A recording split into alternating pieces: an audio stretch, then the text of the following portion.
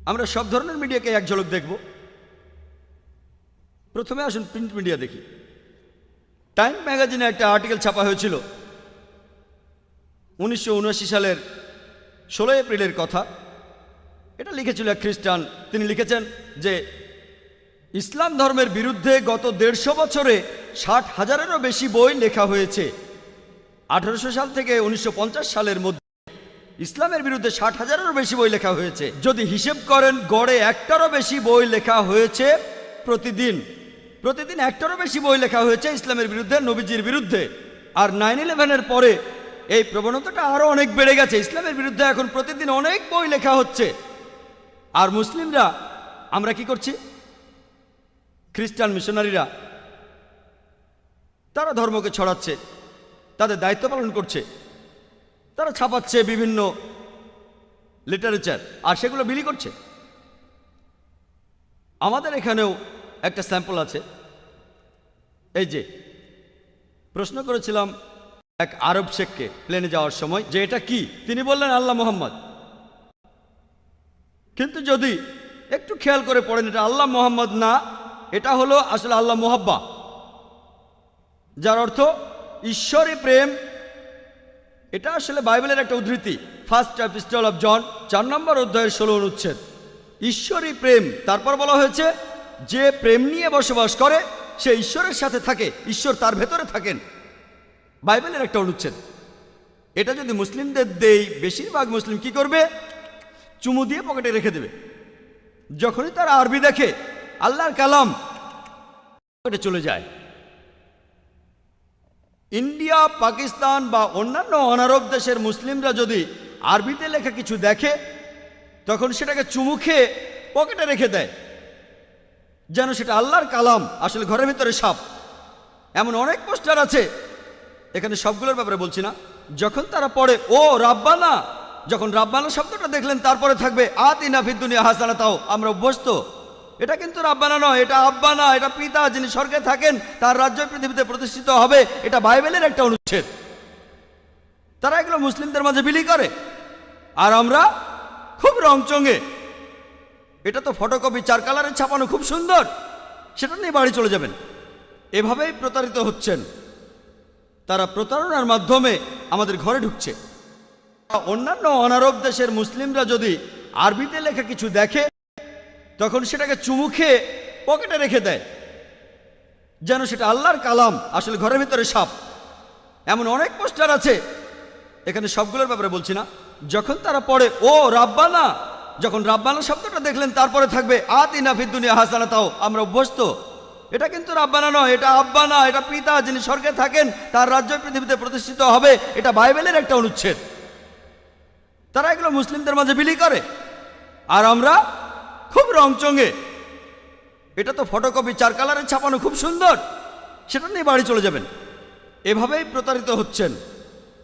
তারা প্রতারণার মাধ্যমে আমাদের ঘরে ঢুকছে। আমি একটা লেকচার দিয়েছিলাম খ্রিস্টান ধর্ম প্রচারকদের প্রতারণা।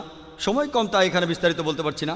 এর প্রত্যেকটা বিষয় নিয়ে ঘন্টার পর ঘন্টা লেকচার দেওয়া যায়।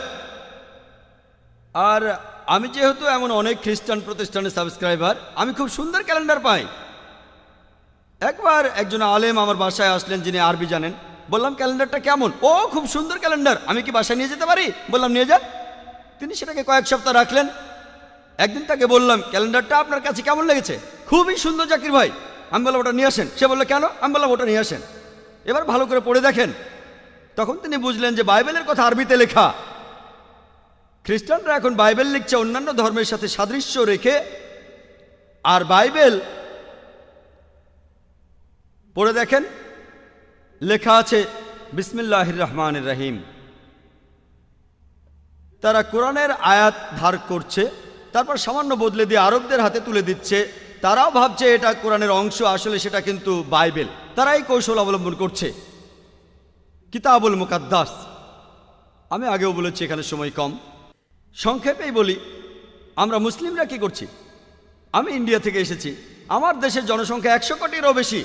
আর তাদের মধ্যে নিশ্চিতভাবে বলা যায় 16 কোটি থেকে 18 কোটি মানুষ হচ্ছে মুসলিম। সেখানে অনেক মুসলিম ম্যাগাজিন আছে দাওয়া দেওয়ার জন্য ইত্যাদি। ইন্ডিয়াতে এই ম্যাগাজিনের কতগুলো কপি ছাপানো হয়? কতগুলো? 4000, 5000, 8000। 1 নম্বর ইংরেজি দেওয়া ম্যাগাজিন ইসলামিক ভয়েস 15,000।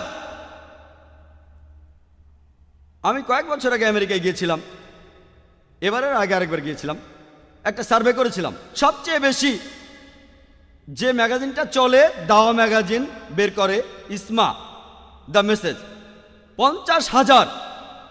আপনারা জানেন খ্রিস্টান ধর্মে ছোট একটা কাল্ট আছে, এদের নাম জেহোভাস উইটনেসেস। আলাদা, এরা মূলধারার খ্রিস্টান না।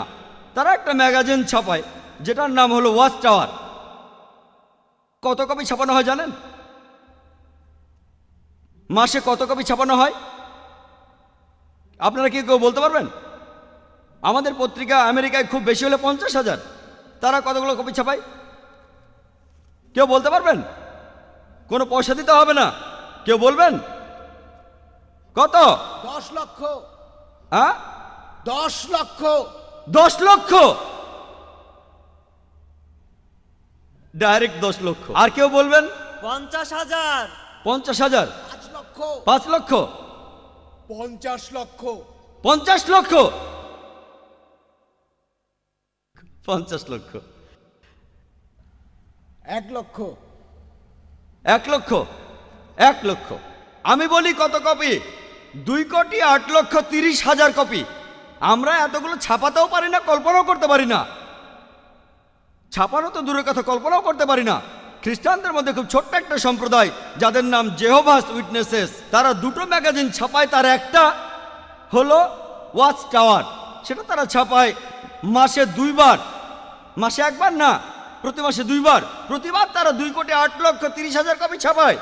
2 কোটির বেশি ছাপানো হয় 130টি ভাষায়। ম্যাগাজিনটা ছাপানো হয় প্রত্যেক মাসে 2 বার করে। প্রত্যেকবার 2,08,30,000 কপি, মানে প্রত্যেক মাসে 4 কোটিরও বেশি ম্যাগাজিন ছাপানো হয়। ছাপা হয় 130টি ভাষায়। তাদের আরেকটা ম্যাগাজিন, সেটা অ্যাওয়েক, 1,60,00,000 কপি, মাসে 2 বার। তার মানে 3 কোটিরও বেশি, 4 কালারে ছাপা। তারা এগুলো ফ্রি দেয়। মুসলিমরা ছাপানো তো দূরের কথা, কল্পনাও করতে পারি না। কল্পনার জন্য কোনো টাকা পয়সা খরচ হতো না। একজন বলেছেন 50 লক্ষ। তারা প্রতি মাসে 4 কোটি ম্যাগাজিন ছাপায়। কল্পনাও করতে পারি না। সেগুলো ফ্রি দেয়। কোনো কোনো জায়গায় সামান্য মূল্য নেই, যেমন ইন্ডিয়ায় 2 রুপি, 16 হালালা। 16 হালালা আবার কি? তারা সবাইকে সবসময় এই ম্যাগাজিনগুলো ফ্রি দিয়ে দেয়।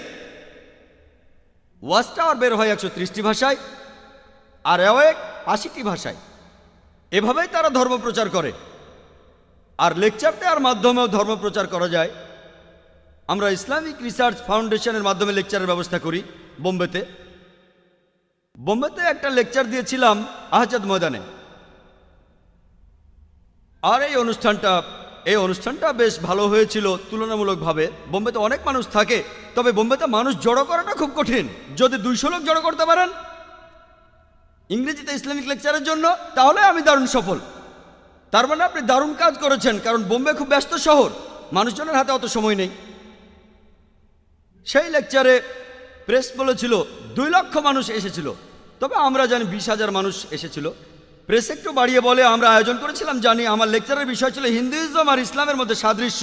20,000 লোক এসেছিল। অনুষ্ঠানটা ভালোভাবে হয়েছিল। জিমি জিপসে আনা হয়েছিল, বড়টা, ছোটটা না। 9টা ক্যামেরা ছিল, বেশ প্রফেশনালভাবেই করেছিলাম। অনেক মুসলিম বলেছিল এরা নিশ্চয়ই অনেক টাকা খরচ করেছে, 9-10 লাখ টাকা তো খরচ করেছেই, হয়তো এরা 10 লাখ টাকায় খরচ করে ফেলেছে। আনুমানিক এরা কমপক্ষে 10 লাখ টাকা খরচ করেছে, অর্থাৎ প্রায় 80,000 দিরহাম। কমপক্ষে আমরা হয়তো $20,000 খরচ করে ফেলেছি। তারা বুঝতে পারেনি কত খরচ করেছি। আমাদের খরচ হচ্ছে 28 থেকে 30 লাখ টাকার বেশি না। লোকে যা ভেবেছে তার 3 গুণ খরচ হয়েছে। আমরা $60,000 খরচ করেছি, প্রায় 2.5 লক্ষ দিরহাম। এ কথা কেন বলছি জানেন? আমার লেকচারের মাত্র 2 সপ্তাহ পরেই বেনি হিন, আপনারা বেনি হিনের নাম শুনেছেন কেউ?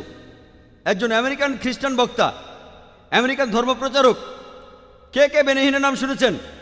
জানলে হাত তোলেন। বেনি হিন মাত্র 30 থেকে 40 জন লোক হাত তুলেছেন। এই অনুষ্ঠানে আছে প্রায় 8 থেকে 10,000 মানুষ, 8,000-এরও বেশি মানুষ আছে। আমি মাত্র 20-30 জনের হাত দেখছি যারা বেনিহিনের নাম শুনেছেন। কেউ চেনেন না, আসলে খুবই জনপ্রিয়। এমনকি আমিও বেনিহিনকে চিনতাম না তিনি বোম্বেতে আসার আগে। আমার লেকচারে 2 সপ্তাহ পরে তিনি আসলেন। তিনি 3টা লেকচার দিয়েছেন, শুক্র, শনি আর রবিবার, 3 ঘন্টা করে। 3 ঘন্টার লেকচার, শুক্রবার, শনিবার, রবিবার। কত খরচ হয়েছিল জানেন? লোকে বলে যে ও জাকির ভাই, উনি তো $20,000 খরচ করেছেন। আসলে আমরা $60,000 খরচ করেছিলাম। এটা জানতে পারলে হয়তো লোকজন অবাক হবেন। আনুমানিক হিসাব। বেনিহিন কত খরচ করেছিলেন জানেন? কত? এবারে সবাই চুপ। খরচ করেছেন $50 লক্ষ। মাত্র 9 ঘন্টার জন্য বোম্বেতে খরচ করেছেন $50 লক্ষ। তাদের বাজেট দেখেছেন? $50 লক্ষ। প্রেস বলেছিল 20 লাখেরও বেশি লোক হয়েছিল, তবে আসলে 1 লাখেরও কম লোক হয়েছিল। তারপরও বোম্বে শহরে 1 লাখ মানুষ জড়ো করা কঠিন, যাদের অর্ধেকের বেশি মানুষ খ্রিস্টান না। আমিও সেখানে গিয়েছিলাম, সেখানেও জিমি জিমস ছিল। তারা সেগুলো এনেছিল একেবারে আমেরিকা থেকে। 9টা আমেরিকার লোকজন 1 মাস আগে থেকেই বোম্বে শহরে তারা এসেছিল। 1 মাস ধরে 5 স্টার হোটেলে ছিল, শ্বেতাঙ্গ আমেরিকান। 3 দিন আগে লোকজন আসলো সিস্টেম চেক করার জন্য। 32টা স্ক্রিন ছিল, এরকম স্ক্রিন 32টা ছিল। আমাদের এখানে 500 ভলান্টিয়ার, আমরাও খুশি। 500 ভলান্টিয়ার, তাদের ছিল 7,000 ভলান্টিয়ার। খ্রিস্টানরা ইন্ডিয়ায় 3% না, ইন্ডিয়ার মানুষের মধ্যে তাদের সংখ্যা 3%ও না। $50 লক্ষ, তার মানে প্রায় 20 কোটি রুপি। তারা 20 কোটিরও বেশি রুপি খরচ করেছে। চিন্তা করেন, তারা প্লেনে করে এসেছে মাত্র একটা অনুষ্ঠানের জন্য। 3 ঘন্টা করে 3টি লেকচার, তারপরে সবাই চলে গেল। আপনারা যদি এইসব খ্রিস্টান প্রতিষ্ঠানগুলোর বাজেট জানেন, গড়ে এক একটার বাজেট প্রতিদিন $10 লক্ষ উপরে। জিমি সোয়াগার্ট একবার আহমেদ দিদাতের সাথে বিতর্ক করেছিলেন। জিমি সোয়াগার্ট ধর্মপ্রচারের জন্য প্রতি বছর $40 কোটিরও বেশি খরচ করত। তার মানে প্রতিদিন $10 লক্ষ বেশি। আমরা কিছুই না। আমি এমন কোনো ইসলামিক দাওয়া প্রতিষ্ঠানের নাম জানি না যেখানে অন্তত এর 10% বাজেটও আছে। এমন দাওয়া প্রতিষ্ঠান নেই। আমি অনেক দেশেই ঘুরে বেড়াই। খ্রিস্টানদের মধ্যে প্রফেশনালিজম আছে। এই খ্রিস্টান মিশনারিরা সবাই ট্রেনিং নিয়েছে, তারা লেকচার দেওয়ার ট্রেনিং পেয়েছে। এমন ইসলামিক দাওয়া প্রতিষ্ঠান কমই আছে যারা লেকচারের উপর ট্রেনিং দেয়। বর্তমানে আধুনিক বিজ্ঞান আমাদের বলে, যখন কেউ জনসমক্ষে স্টেজের উপর লেকচার দেয়, লেকচারের বিষয়বস্তুর গুরুত্ব মাত্র 7%। মাত্র 7%। বাকি 93% হলো প্রেজেন্টেশন স্কিল। তিনি কেমন করে কথা বলবেন, দর্শকদেরকে কিভাবে তাকাবেন, অঙ্গভঙ্গি। এজন্য আমার সামনে কোনো পোডিয়াম থাকে না। আমার স্বাস্থ্য খুব ভালো এমনটা নয়। আপনারা যাতে আমার বডি ল্যাঙ্গুয়েজ দেখেন, আমার শরীরও কথা বলছে। বোম্বেতে ইসলামিক রিসার্চ ফাউন্ডেশনে আমরা মুসলিমদের ট্রেনিং দিয়ে থাকি কিভাবে ইসলামের বাণী প্রচার করতে হবে। আমরা শুধু ইন্ডিয়ানদেরই ট্রেনিং দেই না, বিদেশিদেরও দেই। এখানে আমেরিকান